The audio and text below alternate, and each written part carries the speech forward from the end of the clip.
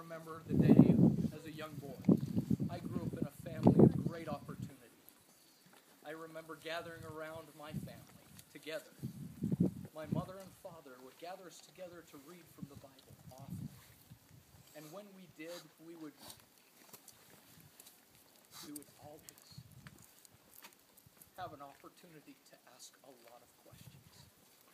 And I remember asking a lot of questions. In that time, it was a great amount of confusion. To such a degree, I remember even with my family, we would go into town, and there we would find preachers, many. And in that time, we would see many preachers teaching the exact same, or at least citing the exact same verses, but interpreting them completely differently. As a young boy, this offered great confusion. I needed further direction. I can remember the first time I heard the marvelous scripture that meant so much to me later on. It came from the voice of my mother. But later on, in my own individual study, I can remember running across the 5th verse of the first chapter of James, which stated, "If any of you lack wisdom, let him ask of God, which giveth to all men liberally and upbraideth not, and it shall be given." I thought at that time, if anybody needed direction, I certainly did. So I decided that I would do exactly as James instructed, to ask of God. I decided to go into a grove adjacent to my home, and there I would kneel down and ask. Early spring in the year 1820, I entered that grove. After I had retired to the place which I had previously designed to go, having looked around me and finding myself alone, I kneeled down and began to offer the desires of my heart. I had scarcely done so when immediately I was seized upon by some power which entirely overcame me, and had such an astonishing influence over me as to bind my tongue, so that I could not speak.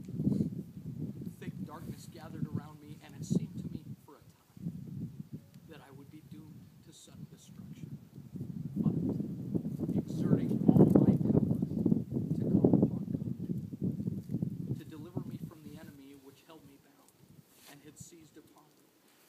And in the very moment when I was ready to sink into despair and abandon myself to destruction, not to some imaginary ruin, but to the power of some actual being from the unseen world, that had such a marvelous power that I had never before felt in any being.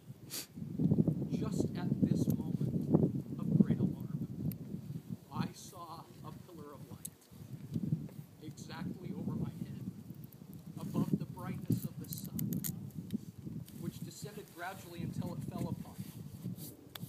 It no sooner appeared than I found myself delivered from the enemy which held me bound.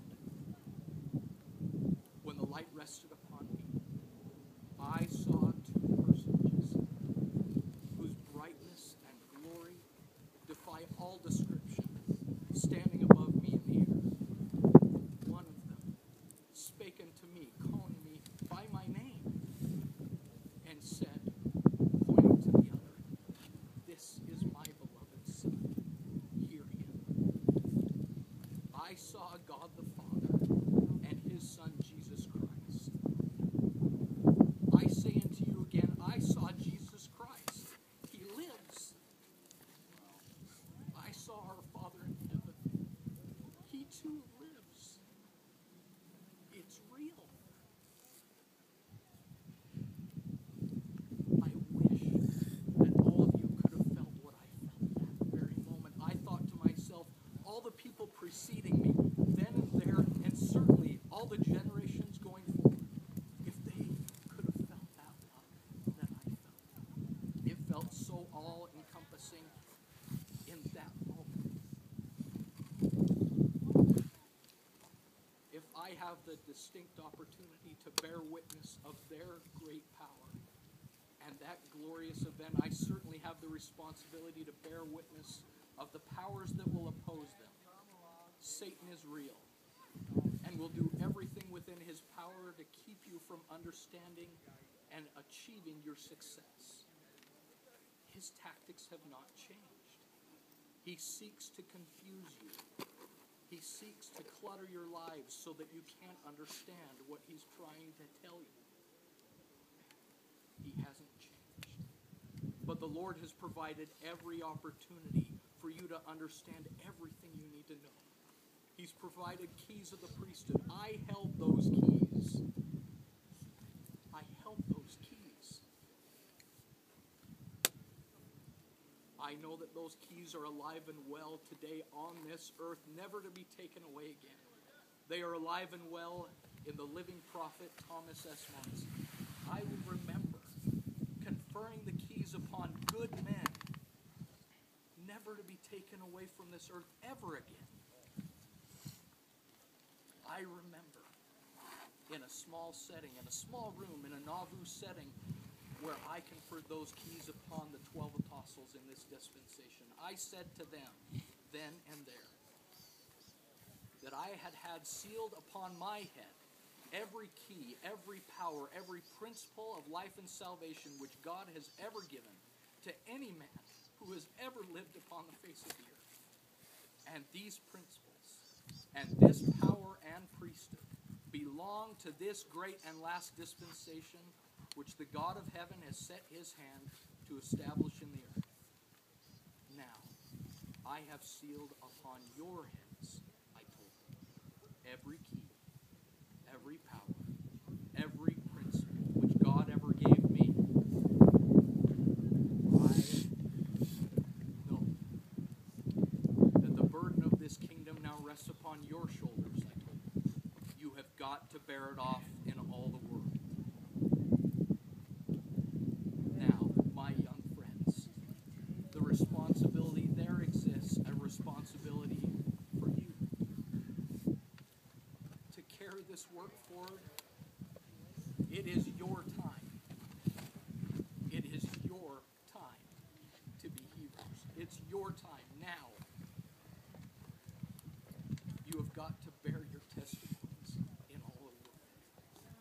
I know of all the resources that our Father in heaven has given, one of which resources I hold in my hand. I know the Book of Mormon is true. I know this as I know that I live. I translated this book by the gift and power of God. I told the brethren, and I tell you here now, that the Book of Mormon is the most correct of any book on earth, and the keystone of our religion. And a man or a woman will get nearer to God by abiding by its precepts than by any other book. Knowing all these resources and all the keys that have been bestowed, there is nothing holding you back from succeeding. We all know who wins in the end. The Lord wins this game. And because of that, we also know that it's our opportunity to be a part of it. The standard of truth has been erected. No unhallowed hand can stop this work from progressing. Persecutions may rage, mobs may combine, armies may assemble, calumny may defame, but the truth of God will go forth boldly, nobly, and independently, till it has penetrated every continent, visited every clime, sounded in every ear, and swept every country, till the purposes of God shall be established, and the great Jehovah shall say, the work is done. Now, my friends, the time is yours. It is your time. The Lord loves you and knows you. He has prepared all things to succeed. It is your time to bear your witnesses now.